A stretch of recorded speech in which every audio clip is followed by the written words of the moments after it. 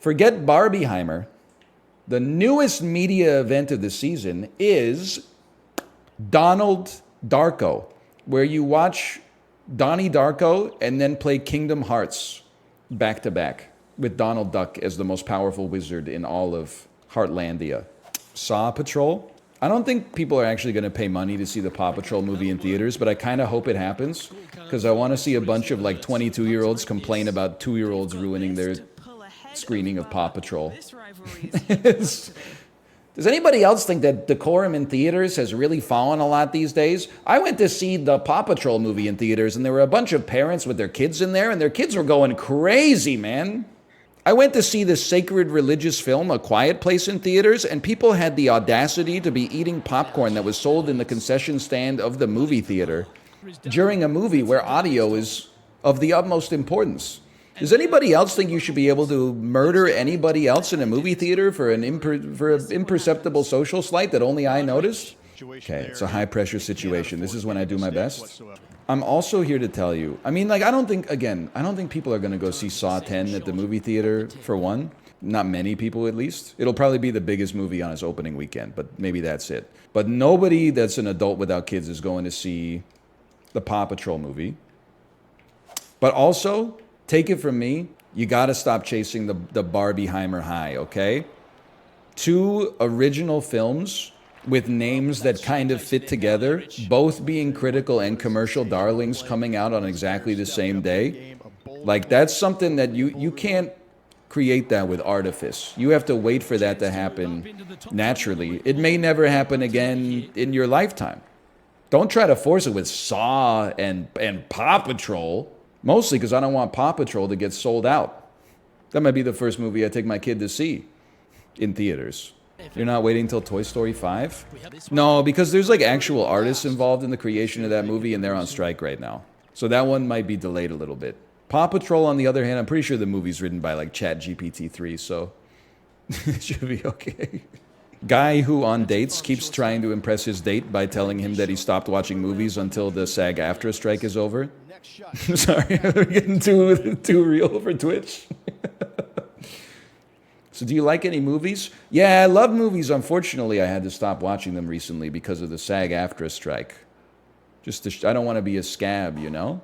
Careful, he's a hero. The Arrow actor said that striking was stupid. That's probably because Arrow films in Vancouver, and when he's not filming, he has to live in Ohio. So honestly, I'm not saying you can't blame him. You can still blame him, but I can understand where he's coming from.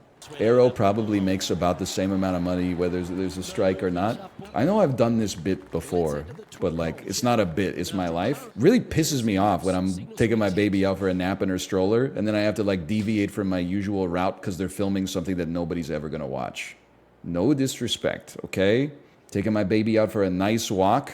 Hey, well, they're filming something here. What is it? Is it Deadpool 3? Are they filming Deadpool 3 here? I'll take a 10-minute detour for Deadpool 3. Nah, brother. It's Family Law. They're filming an outdoor scene in Family Law where Taya Leone drinks a cup of coffee while looking out to the mountains. No, it's bullshit. I don't have the cojones to do this, by the way. So many times in Vancouver, you'll walk by like a film set that has the craft services table. I always thought, like, if I just walked up and said, give me that bag of baked Lays, they wouldn't know, right? They would just give me the bag of baked Lays. Can I say something about Toy Story that might be controversial? A lot of people my age would say the worst thing about Toy Story 4 is the fact that it exists. Once you have kids, your opinion will change. Worst part about Toy Story 4 is when Keanu Reeves says, yes, I Canada. That part always makes me cringe. Because it's pandering to the Canadian audience. It's already pandering by hiring Keanu Reeves in the first place. Never a bad thing. I have not seen 3 or 4. Well, listen, my personal opinion, if you think at some point in your life you will have kids, oh, this one's going to get me in trouble. Whatever you like to watch is fine. Period. Next sentence. If you think one day you will have kids, if that's something you desire for your life, knowing that you have a limited amount of free time, I don't think you should endeavor to watch children's movies as a childless adult unless you're interested in them. If you watch a trailer for a new movie that's for kids and you say, that looks fun, go see it.